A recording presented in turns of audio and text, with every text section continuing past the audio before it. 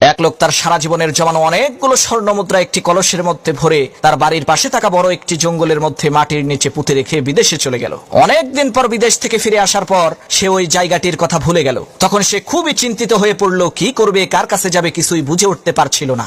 এক পর্যায়ে সেই লোকটি ইমামে আজম ইমাম আবু হানিফা রাহমাতুল্লাহি আলাইহির কাছে গেলেন এবং তার কাছে সমস্ত ঘটনাটি খুলে বললেন। ইমাম আবু হানিফা রাহমাতুল্লাহি আলাইহি লোকটির কথা শুনে তাকে বললেন, ভাই, আপনার কলস খুঁজে বের করার একটাই উপায় আছে, সেটা হচ্ছে আজকে সারা রাত আপনাকে নামাজ পড়তে হবে। লোকটি বলল, হুজুর, কোনো সমস্যা নাই, আপনার কথা অনুযায়ী আজকে সারা রাত আমি নামাজ আদায় করব। যে কথা সেই কাজ। লোকটি রাতের বেলায় নামাজে দাঁড়িয়ে গেল। আল্লাহর কি কুদরত, এক রাকাত নামাজ পড়তে না পড়তেই সেই লোকটির ওই জায়গার কথা মনে পড়ে গেল, যে জায়গায় লোকটি তার কলসটাকে লুকিয়ে রেখেছিল।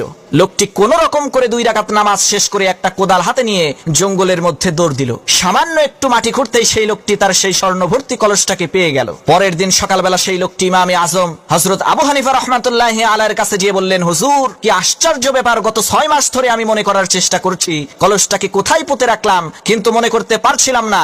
আর আপনার কথা অনুযায়ী নামাজে দাঁড়ানোর সাথে সাথেই খুবই বিস্ময়কর ভাবে আমার ওই জায়গাটির কথা মনে পড়ে গেল। হুজুর, দয়া করে বলেন এর কারণ কি? তখন হযরত ইমাম আবু হানিফা রাহমাতুল্লাহি আলাইহি বললেন, ভাই শোনো, তুমি যে সারা রাত নামাজ পড়তে চেয়েছিলে, শয়তান কোনোভাবেই তোমাকে সারা রাত নামাজ পড়তে দেবে না।